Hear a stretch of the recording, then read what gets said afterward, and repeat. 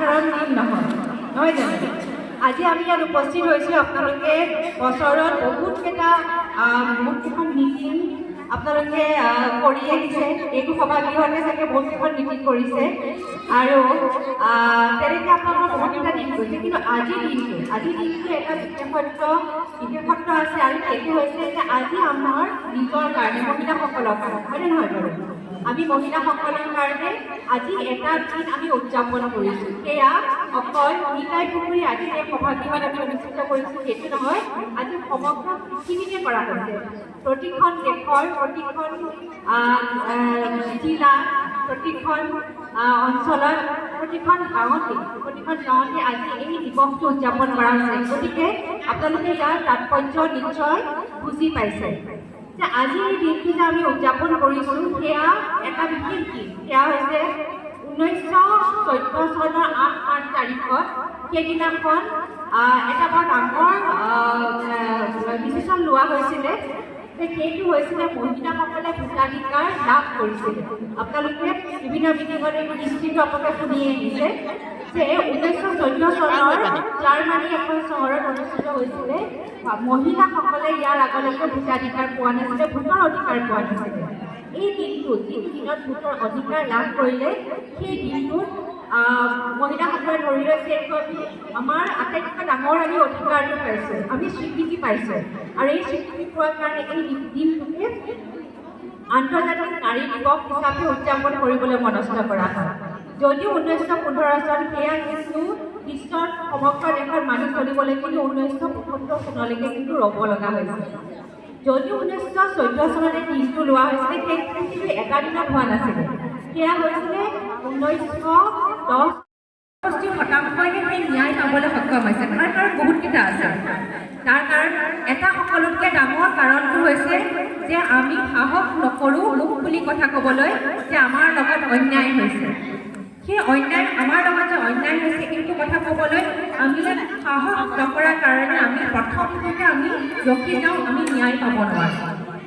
মহিলাসকলৰ কাৰণে বহুতখিনি লিগেল যিখিনি আমাৰ আছে সেইখিনি ৰাইটছখিনি আছে সেইখিনি আমাৰ মহিলাসকলৰ কাৰণে মহিলা অধিকাৰ সুৰক্ষাৰ কাৰণে আমাৰ বহুতখিনি আছে। সেইখিনি আমাৰ জনাটো খুব দৰকাৰ।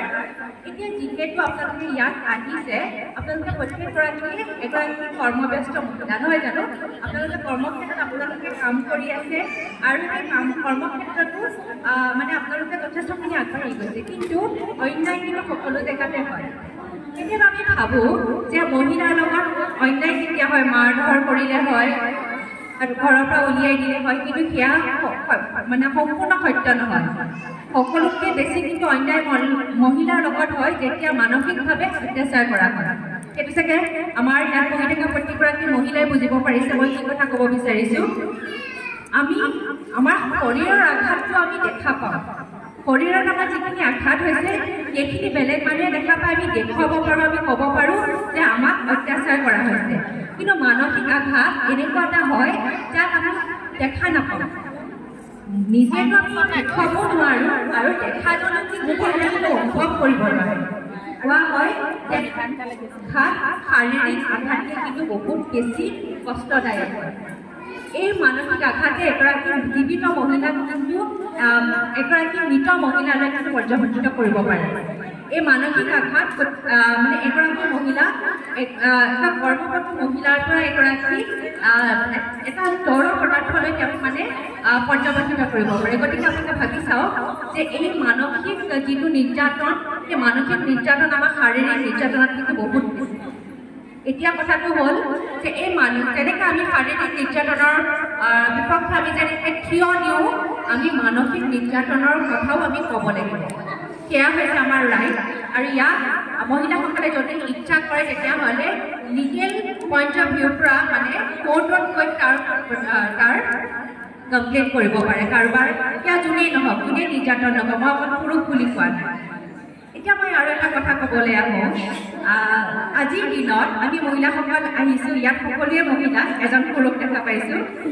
মই বাৰে বাৰে কৈছোঁ যে আজি এই দিনটোত আমি আহাৰ কাৰণে আমি প্ৰত্যেক মহিলাই কিন্তু যথেষ্ট কষ্ট স্বীকাৰ কৰিব লগা হৈছে। এই যে কষ্ট আমি যে পাইছোঁ, কষ্ট আমি ক'ৰ পৰা পাইছোঁ? যদি আমি কওঁ পুৰুষৰ পৰা কষ্ট পাইছোঁ, মই কোনেও কিন্তু নিজা গাত পাতি নল'ব কথাটো মই সমজুৱাকৈ মানে এনেই কৈছোঁ যে আমি যদি কষ্ট পাইছোঁ হয়তো কাৰোবাৰ হাজবেণ্ডে অলপ কষ্ট দিছে কাৰোবাৰ ঘৰখনৰ কাৰোবাৰ পুৰুষৰ পৰাই আমি কষ্ট পাইছোঁ। এতিয়া যদি আমি ক'বলৈ যাওঁ মই যদি আজি কওঁ মোৰ হাজবেণ্ডে মোৰ আজি মোক ইমান ছাপৰ্ট নকৰে, মোৰ প্ৰতিটো কথাতে মোক ধৰি থাকে, মোক আগবাঢ়ি যাবলৈ নিদিয়ে, মই এগৰাকী কৰ্মব্যস্ত মহিলা, মই এটা ভাল পজিশ্যনত আছোঁ, মই ভালকৈ কাম কৰি আছোঁ, অথচ মোক স্বীকৃতি নিদিয়ে, তেতিয়াহ'লে কিন্তু দুখটো কাৰ আহিব? মই চিধাই ক'ম ন, মোৰ শাহু মায়ে কিন্তু মোৰ হাজবেণ্ডক ভালকৈ শিক্ষা দিছে। আজিৰ দিনত আমাৰ মহিলাৰ কাৰণে আমাৰ উই আৰ এম্পাৱাৰ্ড উমেন, আমি কি কওঁ আমি সবল মহিলা, হয়নে নহয়? কিন্তু সবল মহিলাৰ কাৰণে কিন্তু আমাৰ এই পৃথিৱীখন অকণমান কষ্টদায়ক এইটো হৈ আছে। আমিতো বহুত উন্নতি কৰিছোঁ, আমাৰ মনটো ডাঙৰ কৰিছোঁ, আমি সাহ কৰিছোঁ, বেংকত যাবলৈ সাহ কৰিছোঁ, আজি মহিলা এৰোপ্লেন চলাবলৈ সাহ কৰিছোঁ, কিন্তু আমাৰ পুৰুষসকল শুনিবলৈ বেয়া লাগিলেও কিন্তু অকণমান মধ্যযুগতে আছে। এতিয়াও কিন্তু পুৰুষসকলে অকণমান ভাল নাপায়। মই সৰু এটা এক্সাম্পল দিওঁ, মই গাড়ী চলাওঁ, মোৰ কেইগৰাকীমান বাইদেউসকলে শুনক অকণমান, মই এটা সৰু এক্সাম্পল দিওঁ। আমি কেইগৰাকীমান বন্ধুৱে মিলি পেলাই আমি অকণমান ফুৰিবলৈ গৈছিলোঁ, কাজিৰঙাত ফুৰিবলৈ গৈছিলোঁ।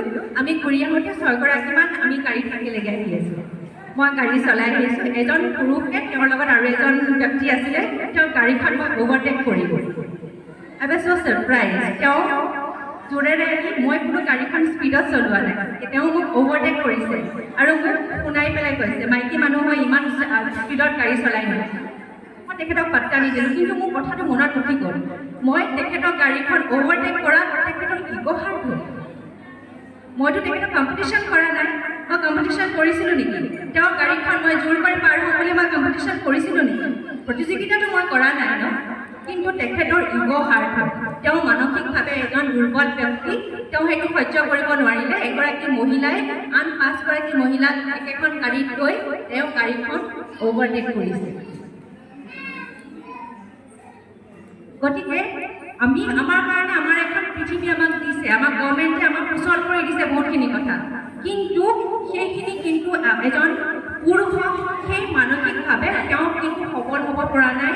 প্ৰত্যেকজনৰ মই কথা কোৱা নাই, ইয়াতে বহুত কেইগৰাকী বাইদেউ আছে যাক হাজবেণ্ডে বৰ ধুনীয়াকৈ ঘৰৰ পৰা উলিয়াই পঠিয়াইছে, যোৱা তুমি মিটিং কৰি আহা, এইবোৰ কাম কৰিব লাগে, মাইকী মানুহ হ'ল বুলি ঘৰত সোমাই থাকিব নালাগে, অকণমান আগবাঢ়ি যাব লাগিব। সেইজন পুৰুষ মানসিকভাৱে যথেষ্ট সবল ব্যক্তি, তেওঁ ভয় নকৰে, তেওঁৰ পত্নীয়ে তেওঁক অভাৰটেক নকৰে। কিন্তু যিসকল মানসিকভাৱে অকণমান দুৰ্বল ব্যক্তি তেওঁলোকে ভয় কৰে। গতিকে এয়া হৈছে আমাৰ যিটো আমাৰ ফ্ৰীডম, যিটো ৰাইট, সেই ৰাইটটো আমি ধৰি ৰাখিব লাগিব। আৰু সকলোকে মই এইটো ক্ষেত্ৰত আমাৰ মহিলাসকলক বাইদেউসকলক মই অনুৰোধ জনাওঁ, আজি আমাৰ ছোৱালী কালিলৈ কাৰোবাৰ ঘৰৰ বোৱাৰী হয়। আমাৰ ছোৱালী যেতিয়া এখন ঘৰলৈ বোৱাৰী হৈ যাব, তেতিয়াহ'লে আজি যদি আমি কোনোবাই কষ্ট পাইছোঁ, তাইও যাতে এই ঘৰখনত যাতে কষ্ট নাপায়, তাৰ কাৰণে আমাৰ প্ৰথম দায়িত্বটো কি হ'ব? আমাৰ ল'ৰাজনক আমি শিকাব লাগিবনে বাৰু? আমাৰ ল'ৰাজনক শিকাব লাগিব যে মই যিটো কষ্ট পাইছোঁ সেয়া কিন্তু তুমি কষ্টটো নিদিবা, তুমি কিন্তু মানসিকভাৱে সবল হ'ব লাগিব। মহিলা অকল আজিৰ দিনত অকল ঘৰত কাম কৰি থকা মহিলাই নহয়, মহিলা আজি উচ্চ শিক্ষা দীক্ষা লৈ বহুত কাম কৰি আছে, আৰু সেই কথাটো পুৰুষজনে অনুধাৱন কৰিব পাৰিব লাগিব যে তেখেতৰ পত্নীয়েও যে কাম কৰিব পাৰে সেই কেপাবিলিটি আছে, সেইটো ৰেচপেক্ট কৰিব লাগিব। আৰু এইটো শিকাব লাগিব, আমি মাকসকলে শিকাব লাগিব। এইটো আমাৰ প্ৰতিগৰাকী মাকৰে মাতৃৰে এইটো প্ৰধান আৰু প্ৰথম দায়িত্ব। আমি ল'ৰাজনক শিকাব লাগিব, ছোৱালী এজনী হ'ল বুলি তুমি বেয়া কথা নক'বা, ছোৱালীজনীক তুমি ৰেচপেক্ট কৰিবা, তাইৰ যিটো কৈছে তাইৰ যিটো ভাৱ ধাৰণা হৈছে সেইটোক ৰেচপেক্ট কৰিব, তোমাৰ লগত নিমিলে বুলি তুমি তাইক ঘৃণা কৰিব নোৱাৰা। সেই কথাটো আজিৰ দিনত আমি প্ৰতিগৰাকী মাতৃয়ে আমাৰ সন্তানক শিকাব লাগিব। তেতিয়াহে আজিৰ পৰা হয়তো 20 বছৰৰ পাছত আমি যি নাৰী নিৰ্যাতনৰ কথা কৈ আছোঁ, যিটো আমি জাষ্টিছৰ কথা কৈ আছোঁ, ফ্ৰীডমৰ কথা কৈ আছোঁ, সেইটো আমাৰ তেতিয়া ক'ব। আমাৰ মহিলাসকলৰ কিন্তু বহুত বেছি দায়িত্ব আছে। মহিলাৰ কাৰণে এখন ভাল আমাৰ পৃথিৱী সৃষ্টি কৰাৰ কাৰণে কিন্তু আমাৰ মহিলাসকলৰ এটা প্ৰধান দায়িত্ব আছে। গতিকে মই ভাবোঁ আজি এই দিনটোত আমি সকলোৱে এবাৰ চিন্তা কৰোঁ, আমাৰ যাৰ ঘৰত ল'ৰা আছে, আমি প্ৰত্যেকজন ল'ৰাক আমি তেওঁলোকৰ ভৱিষ্যতৰ কাৰণে আমি প্ৰস্তুত কৰিব লাগিব। সেইটো আমি আজি দিনটো এটলিষ্ট আপোনালোকে সকলোৱে ভাবি চাওক আমাৰ তেতিয়াহে আমাৰ কন্যা সন্তানৰ কাৰণে আজি আমি দিনটো তেনেকৈ উদযাপন কৰি আহিছোঁ তেতিয়া সকলোৰে কাৰণে এটা খুব সুন্দৰ কৰ্ম। ইয়াৰ লগতে মই আৰু এটা কথা ক'ব বিচাৰিছোঁ, যিহেতু মই কৃষি বিজ্ঞানৰ লগত জড়িত মোৰ কৰ্মক্ষেত্ৰখনো এখন মেল ডমিনেটেড বুলি কোৱা হয়, পুৰুষ প্ৰধান আমাৰ হয়, পুৰুষ প্ৰধান মোৰ কৰ্মক্ষেত্ৰ হয়। সেই কৰ্মক্ষেত্ৰত ময়ো দিন ৰাত নোচোৱাকৈ বহুতখিনি কৰি থাকিব লগা হয়, অকল মই বুলিয়ে নহয়। হয় যে আমাৰ নৰ্থ ইষ্টত যথেষ্ট সংখ্যক মহিলা বিজ্ঞানী আছে আৰু মহিলা কৃষি বিজ্ঞানীসকলে সমানে পুৰুষৰ সমানে কাম কৰি আছে। এনেকুৱা ধৰণৰ ডিছক্ৰিমিনেশ্যন, এনেকুৱা ধৰণৰ অসমানতা আমি আমাৰ অফিচতো আমি দেখা পাওঁ, দেখি আছোঁ। সেইটো পিছৰ কথা, কিন্তু তাৰ মাজতো আমি কাম কৰি আছোঁ আৰু বিশেষকৈ আমি বিচাৰোঁ আমাৰ মহিলাসকল আগবাঢ়ি যাওক, মহিলাসকলে কাম কৰক। আপোনালোকে বিভিন্ন গোটৰ লগত জড়িত হৈ আছে, আমি তেনেকৈ কাম কৰি আছোঁ। গতিকে একেলগে আমি আগবাঢ়িব যাব, এখন সুন্দৰ সমাজ গঢ়ি তুলিব লাগিব। আৰু ইয়াৰ পৰা যাওঁতে কিন্তু মনত এটা কথা কিন্তু মনত ৰাখি লৈ যাব, আমি আমাৰ পুত্ৰ সন্তানক কিন্তু আমি শিকাব লাগিব যাতে আজি যিটো আমি কথা পাতি আছোঁ ৰিয়েকশ্যন, এই একশ্যনটো তেতিয়াহে হ'ব যেতিয়া আমি আমাৰ ভৱিষ্যতৰ বোৱাৰীজনীৰ কাৰণে আমি এটা ভাল পৰিৱেশ ৰচনা কৰিব পাৰিম। গতিকে এইখিনিকে কথা ক'লোঁ। আমি প্ৰত্যেক বছৰে নাৰী দিৱস পাতোঁ, নহয় জানো? 8 মাৰ্চ তাৰিখটো আমাৰ ফিক্স থাকে। আমি প্ৰত্যেক বছৰে আমি হিষ্ট্ৰী কওঁ, আমি প্ৰত্যেক বছৰে আমি সেইসকল মহিলাৰ কথা মনত পেলাওঁ যিসকল মহিলাৰ কাৰণে আমি আজি ভোটৰ দায়িত্ব পাইছোঁ, আমি ভোট দিব পাৰিছোঁ। আমাৰ অফিচত আমি যিমান দৰমহা পাইছোঁ পুৰুষৰ সমানে দৰমহা পাইছোঁ, আমি তেওঁলোকৰ প্ৰতি কৃতজ্ঞ, আমি চিৰকৃতজ্ঞ। কিন্তু অকল আমাৰ সেইটোতে আমাৰ সীমাবদ্ধ হ'লে নহ'ব, আমাৰো কিন্তু বহুত বেছি দায়িত্ব আছে। মহিলা হিচাপে আমাৰ যথেষ্টখিনি দায়িত্ব আছে আৰু এই দায়িত্বখিনি আমি পালন কৰিব লাগিব। মিটিংবিলাক আমাৰ প্ৰত্যেক বছৰে হৈ থাকে, প্ৰত্যেক বছৰে আমি এনেকৈ মিটিং পাতিম, প্ৰত্যেক বছৰে আপোনালোকে ইয়াত গোট খাব, প্ৰত্যেক বছৰে মই কোনোবা ষ্টেজত গৈ এনেকৈ কথা কওঁ। কিন্তু আমি সময় সলনি কৰিব লাগিব আৰু সময় সলনি তেতিয়াহে হ'ব যেতিয়া আমি মনৰ মাজৰ পৰা আমাৰ যিটো ভয়, আমাৰ সংকীৰ্ণতা আছে, মহিলাসকলে কৰিব পাৰিব জানো, তাই পাৰিব জানো, এই ধৰণৰ কথাবিলাক যদি আমি আমাৰ মনৰ পৰা আঁতৰাই দিব পাৰোঁ তেতিয়াহে কিন্তু আমাৰ সৰ্বাধিক উন্নতি হ'ব। ইয়াকে কৈ মই মোৰ চমু বক্তব্য বুলি নহয়, অকণমান দীঘলীয়া বক্তব্যই হ'ল, মোৰ বক্তব্য মই সামৰণি মাৰিম। ধন্যবাদ।